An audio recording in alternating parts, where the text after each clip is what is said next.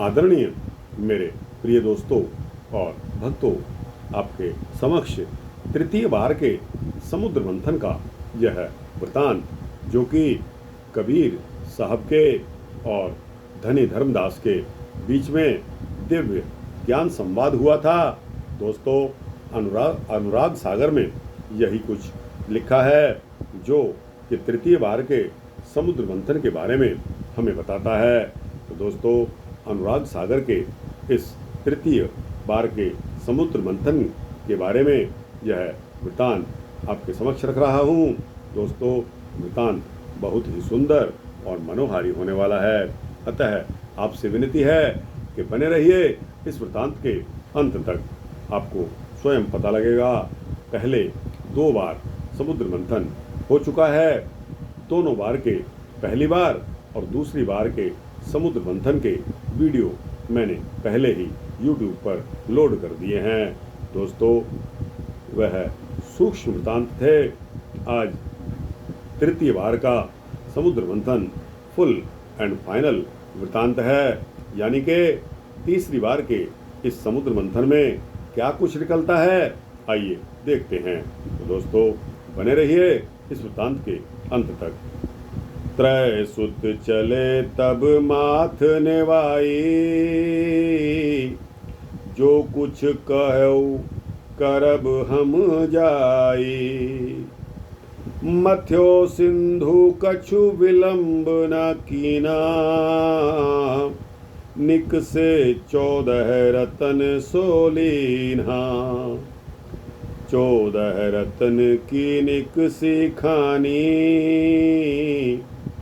ले माता पह पहुँचे आनी। आध्या माता के निर्देश के अनुसार तीनों भाइयों, कौन से तीनों भाई?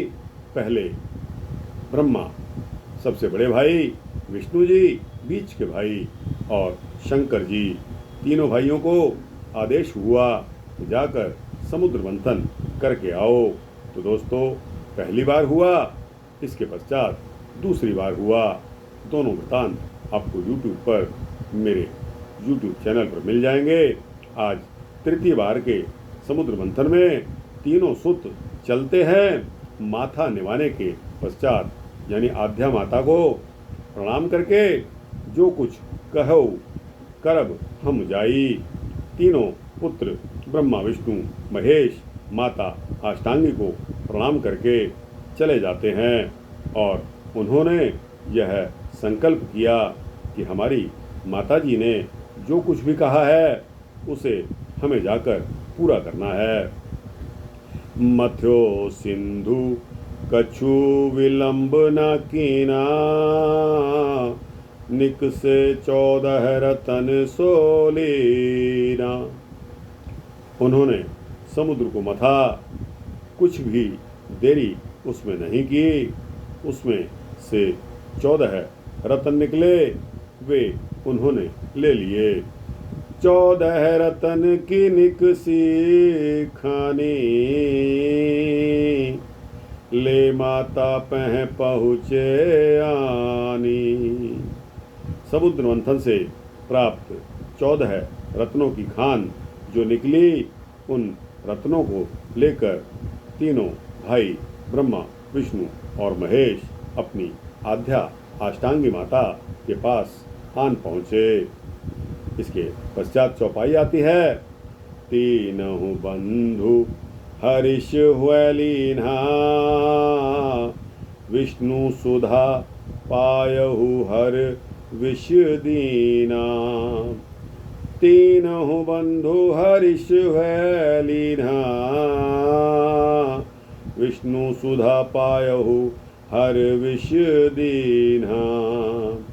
तीनों भाइयों ने समुद्र मंथन से प्राप्त रत्नों को प्रसन्न होकर प्राप्त किया। विशेषकर ब्रह्मा जी को वेद मिला, तो विष्णु जी को अमृत और हर महेश शंकर को हलाहल विष की प्राप्ति हुई। आध्या का तीनों पुत्रों को सृष्टि रचने की आज्ञा देना और सबका मिलकर 5 खानी की उत्पत्ति करना, यानी कि सबका मिलकर तीनों ब्रह्मा विष्णु महेश का मिलकर 5 खाने की उत्पत्ति का यहाँ वृतांत आता है। इसमें चौपाई आती है। पूनी मातास वचन उचारा, रचहु सृष्टि तुम तीनों बारा। पूनी माता अस वचन उचारा, रचहु सृष्टि तुम तीनों बारा। फिर माता आद्या अष्टांगी ने अपने तीनों पुत्रों को ऐसा वचन कहा कि तुम तीनों मिलकर सृष्टि की रचना करो। इसके पश्चात चौपाई आती है। अंडज उत्पत्ति कीन्हा माता, पिंडज ब्रह्मा कर उत्पाता। अंडज उत्पत्ति कीन्हा माता, पिंडज ब्रह्मा कर उत्पाता। ऊष्मज खान विष्णु व्यवहारा, शिव अव अस्थावर कीन पसारा। ऊष्मज खाने विष्णु व्यवहारा, शिव अस्थावर कीन पसारा। अंडज खाने की उत्पत्ति स्वयं माता अष्टांगी ने की। दोस्तों, अंडज खानी उसको कहते हैं जो जीव अन्नों के द्वारा पैदा होते हैं। पिंडज ब्रह्मा कर उत्पाता, पिंड खाने की उत्पत्ति ब्रह्मा जी के द्वारा हुई, अर्थात ब्रह्मा जी ने पिंड खाने को उत्पन्न किया। ऊष्मज खाने विष्णु व्यवहारा, ऊष्मज खानी को विष्णु जी ने पैदा किया। ऊष्मज खानी आपको बता दूं क्या होती है कि हम लोगों का जो गर्मी की वजह से पसीना आता है उसमें नमी आती है। उस नमी में जो कीड़े पैदा हो जाते हैं उनको ऊष्मज जीव कहा जाता है। शिव अस्थावर कीन पसारा, ऊष्मज खाने विष्णु व्यवहारा। शिव अस्थावर कीन पसारा। ऊष्मज खानी को विष्णु जी ने तथा अस्थावर खानी को शिव जी ने उत्पन्न किया। दोस्तों, अब अस्थावर खानी क्या होती है? अस्थावर खानी कहते हैं वो जीव जो स्थायित्व यानी कि स्टैटिक रहते हैं, जैसे पेड़ पौधे पर्वत आदि। दोस्तों, अस्थावर जंगम कीट पतंगम यह लाइनें आई हैं। तो दोस्तों, यहाँ शिवजी महाराज ने अस्थावर खानी पेड़ पौधों जड़ी बूटी को उत्पन्न किया और इस तरह सृष्टि का विकास हुआ। चौपाई आती है। 84 लाख योनिन कीन्हा, आधा जल आधा थल कीना। 84 लाख योनिन कीन्हा, आधा जल आधा थल कीन्हा। एक तत्व अस्थावर जाना, दोए तत्व ऊष्मज परवाना। एक तत्व अस्थावर जाना,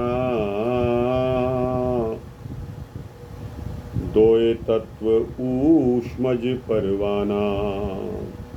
84 लख योनिन कीन्हा, आधा जल आधा थल कीना। उन्होंने 84 लाख योनियों की रचना की और उनके अनुसार आधा जल और आधा थल यानी कि पृथ्वी को बनाया। स्थावर खानी को एक तत्व समझो और ऊष्मज खानी को दो तत्वों का प्रमाण यह समझ लो। आगे फिर आपको इनके बारे में भी पता लग जाएगा। तीन तत्व अंडज खानी निर्माई, चार तत्व पिंडज उपजाई। तीन तत्व अंडज खानी निर्माई, चार तत्व पिंडज उपजाई। पांच तत्व मानुष विस्तारा, तीनों गुण तिह माही संवारा। पांच तत्व मानुष विस्तारा, तीनों गुण तिह माही संवारा। तीन तत्व अंडज खान निर्माई, तीन तत्वों से अंडज खानी का निर्माण हुआ तथा चार तत्व पिंडज उपजाई, चार से पिंड खानी को पैदा किया गया। पांच तत्वों से मनुष्य का विकास हुआ और तीनों गुणों से संपन्न करके सजाया और संवारा। दोस्तों, इसमें विशेष बात यह है कि इस तरह से चार खानी के साथ पांच तत्व और तीन गुणों के संयुक्त होने से ज्ञान प्रधान सर्वश्रेष्ठ मानव योनि को मिलाकर पांच खानी का विस्तार हुआ। इस प्रकार सृष्टि की रचना का कार्य बिना किसी बाधा के सुचारू रूप से चलता रहा, परंतु इसके बाद तीनों पुत्रों का अपने पिता निरंजन की खोज में लग जाने से सृष्टि रचना का कार्य अवरुद्ध हो गया। दोस्तों, उत्तम योनि इसीलिए मानव मात्र को माना जाता है। क्यों माना जाता है? क्योंकि इसमें पांच तत्व का मिक्सचर है। सबसे ज़्यादा तत्व, पांच तत्व मनुष्य में ही पाए जाते हैं। दोस्तों, जैसा कि मैंने आपको कहा कि अंडज की उत्पत्ति माता अष्टांगी आद्या ने स्वयं की, पिंडज की उत्पत्ति ब्रह्मा जी ने की और ऊष्मज खानी की उत्पत्ति विष्णु जी ने की।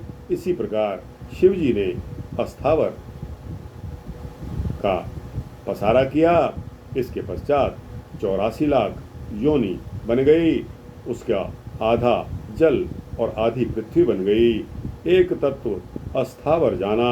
अस्थावर यानी कि जीवों में जो पेड़ पौधे वनस्पति हैं उनमें एक तत्व पाया जाता है। दो तत्व ऊष्मज परवाना। ऊष्मज से जो जीव पैदा होते हैं, जो हमारे पसीने से जो जीव पैदा होते हैं, उनमें दो तत्व पाए जाते हैं। इसी प्रकार तीन तत्व अंडज खान निर्माई। तीन तत्व से अंडज खानी का निर्माण हुआ। कौन सी अंडज खानी? वही जो आद्या अष्टांगी माता ने उत्पन्न किए।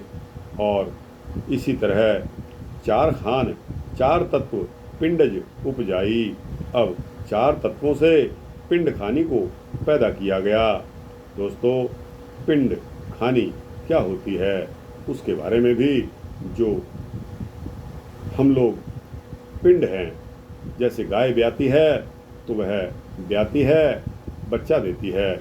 इसी प्रकार और भी जानवर कुछ तो अंडे देते हैं, वो अंडज जाति में चली जाती है और अंडज जाति में जो है तीन तत्व हैं। इसी प्रकार पिंडज जाति है, जो पिंड डायरेक्ट पैदा होकर आते हैं, उनमें चार तत्व पाए जाते हैं। लेकिन पांच तत्वों में सिर्फ मनुष्य जाति में ही पाए गए हैं और इसीलिए उसको सर्वोत्तम जाति कहा गया है। सर्वश्रेष्ठ मानव योनि को मिलाकर पांच खानी का विस्तार हुआ। इस प्रकार सृष्टि की रचना का कार्य बिना बाधा के सुचारू रूप से चलता तो रहा, लेकिन दोस्तों और भक्तों, इसके पश्चात तीनों पुत्रों यानी कि आद्या माता के तीनों पुत्र ब्रह्मा, विष्णु, महेश अपने पिता निरंजन की खोज में लग गए और खोज में लग जाने से सृष्टि रचना का कार्य अवरुद्ध हो गया।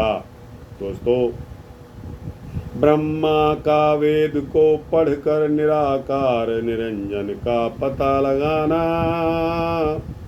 अब ब्रह्मा जी को तो वेद मिले थे। वेद बहुत ही ज्ञानवान वस्तु है और इसके पश्चात जो हमारे विष्णु जी को मिला, विष्णु जी को क्या मिला था? विष्णु जी को मिला तेज और शंकर जी को हलाहल विष मिला था।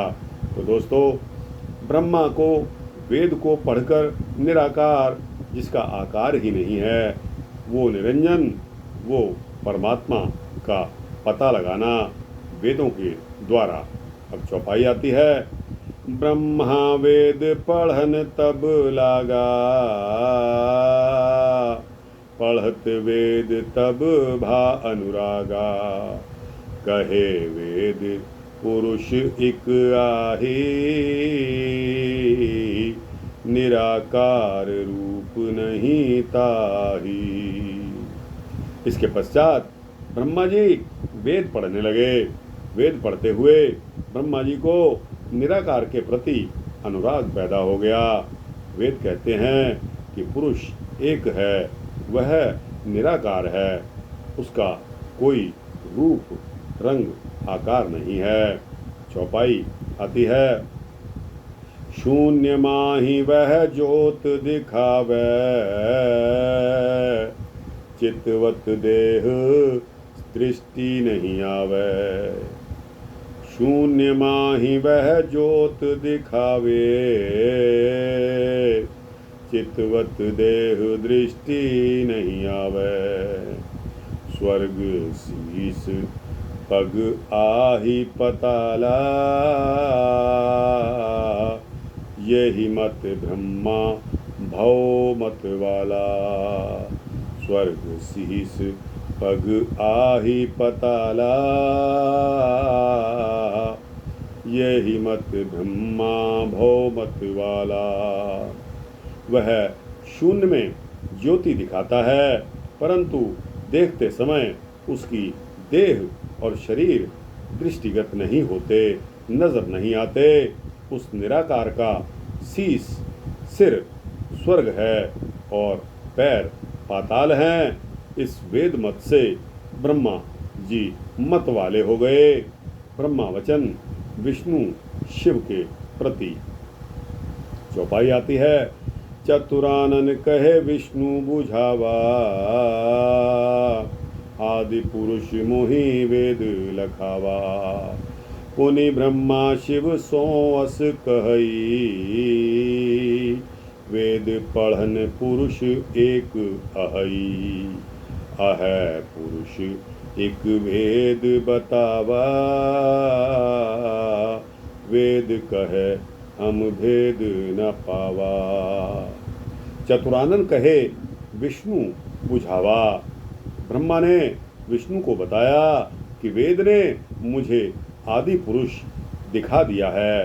फिर ब्रह्मा ने शिव से कहा कि वेद पढ़ने से पता चलता है कि पुरुष एक है, सबका स्वामी केवल एक निराकार पुरुष है।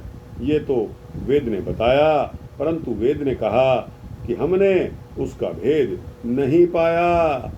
भेद किसी ने नहीं पाया। वो अनंत है, अपार है, अगाध है, अबोध है, सब कुछ वही है। उसका अंत कहाँ है? वो तो अनंत है। तो ब्रह्मा विष्णु महेश ने भी कहाँ उसका अंत पाया? दोस्तों, यहाँ ब्रह्मा जी फेल हो जाते हैं। सबका स्वामी केवल एक निराकार पुरुष है। यह तो वेदों ने ब्रह्मा जी को बता दिया, परंतु वेद ने कहा कि हमने खुद, वेदों ने भी उसका भेद, उसका रहस्य अब तक नहीं जाना, अब तक नहीं पाया। अब ब्रह्मा जी के वचन अष्टांगी माता के प्रति आते हैं। तब ब्रह्मा माता पह आवा, कर प्रणाम तब टेके पावा। हे माता मोहि वेद लखावा, सिरजनहार और बतलावा। तब ब्रह्मा माता पहनावा, कर प्रणाम तब टेके पावा। हे माता मोहि वेद लखावा, सिरजनहार और बतलावा। तब ब्रह्मा जी अपनी माता अष्टांगी के पास आ गए और उनके पैरों में माथा रखकर प्रणाम करके बोले कि हे माते, मुझे वेद ने दिखाया और बताया है कि सृष्टि की रचना करने वाला सबका स्वामी कोई और ही है। दोस्तों, अब ब्रह्मा जी चक्कर में पड़े हुए हैं और आगे छंद आ जाता है। ब्रह्मा कहे जननी सुनो, कहू कौन कंत तुम्हार है। कीजे कृपा जनि मोहि दुखावो, कहाँ पिता हमार है। अपनी माता से पूछते हैं कि हमारा पिता कहाँ है, कौन है। ब्रह्मा कहे जननी सुनो, जननी मैंने माता, ये सुनो, कहू कौन कंत तुम्हार है। कहो कौन तुम्हारा कंत यानी कि पति है। हे माता, कीजिए कृपा जन मोहि दुखावो, कहाँ पिता हमार है। कि हे माता, तुम्हारा कोई अन्य पिता नहीं है, मुझसे ही सब उत्पत्ति हुई है और मैंने ही सबकी संभाल देखभाल की है। माता अष्टांगी ब्रह्मा जी से कहती है। ब्रह्मा कहते हैं कि माता सुनो, कहो कौन तुम्हारा पति है। हे माता, कृपा कीजिए और मुझे बताइए कि हमारे पिताजी कहाँ हैं।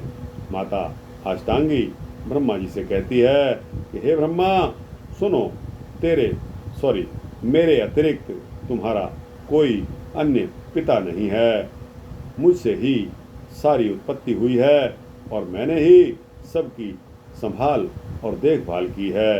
अब दोस्तों, माता अष्टांगी का अगर हम नेचुरल प्राकृतिक सेंस में अगर मतलब निकालें तो माता अष्टांगी ने सारी जिम्मेदारी अपने ऊपर ले ली है और जिम्मेदारी लेकर यह कह दिया है कि मेरे अतिरिक्त तुम्हारा कोई अन्य पिता नहीं है।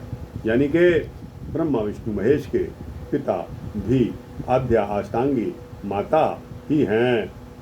मुझी से सब उत्पत्ति हुई है, माता अष्टांगी कह रही हैं, और मैंने ही सबको संभालने की और देखभाल करने का ठेका लिया हुआ है। अब ब्रह्मा वचन आते हैं अपनी माता आद्या के प्रति। सोरठा। ब्रह्मा कहे पुकार सुन जननी तै चित्त दे, कहत वेद निरुवार पुरुष एक सो गुप्त है। ब्रह्मा के वचन आद्या के प्रति आते हैं। ब्रह्मा जी पुकार कर कहते हैं कि हे माता, मन लगाकर मेरी बात सुनो।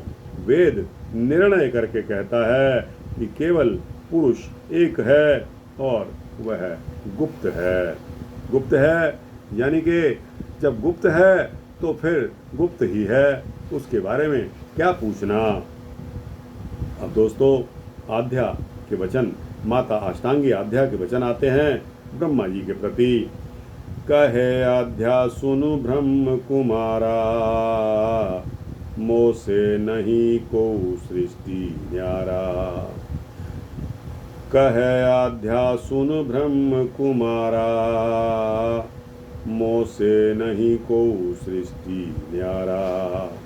स्वर्ग मृत्यु पाताल बनाई, सात समुंदर हम निर्माई। स्वर्ग मृत्यु पाताल बनाई, सात समुंदर हम निर्माई।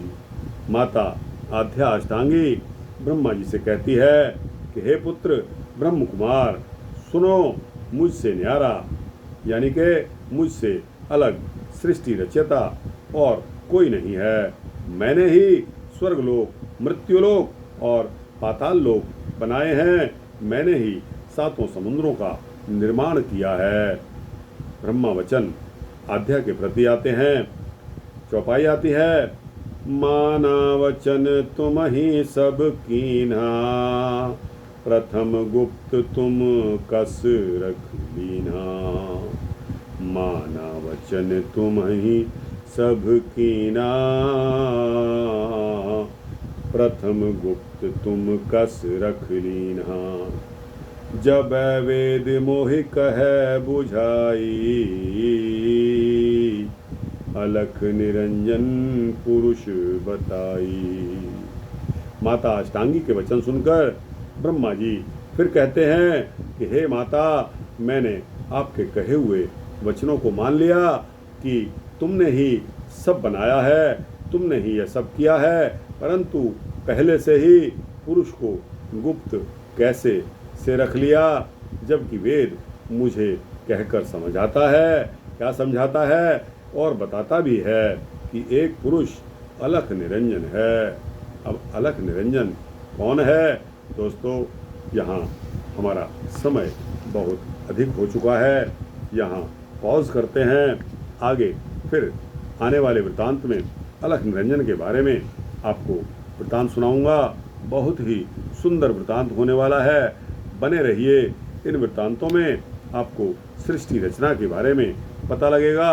दोस्तों, सृष्टि रचना के बारे में आपने नहीं सुना होगा।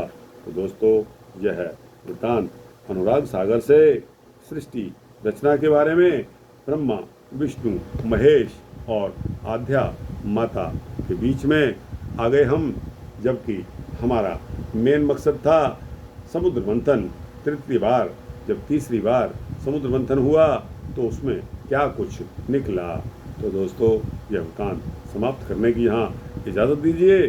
फिर अगले वृत्तांत में हाजिर होकर आपके समक्ष अपना वृत्तांत यहाँ से शुरू करके आगे चलेंगे। तब तक के लिए क्षमा मांगता हूँ, इजाज़त मांगता हूँ। दोस्तों, यह वृत्तांत कैसा लगा? अच्छा लगा हो तो इसको लाइक और शेयर कीजिए। अपने दोस्तों, भक्तों, मित्रों, जिज्ञासुओं तक भेजिए। कमेंट सेक्शन में अपनी राय भी अवश्य दीजिए। और दोस्तों, इस चैनल को सब्सक्राइब कर देंगे तो आपको इसी तरह के सूक्ष्म भक्ति वृत्तांत मिलते रहेंगे। जय माता आद्या अष्टांगी की, जय श्री ब्रह्मा, श्री विष्णु, श्री महेश जी, और जय सृष्टिकर्ता आदि निरंजन उत्तम पुरुष की, परमपिता परमात्मा की जय।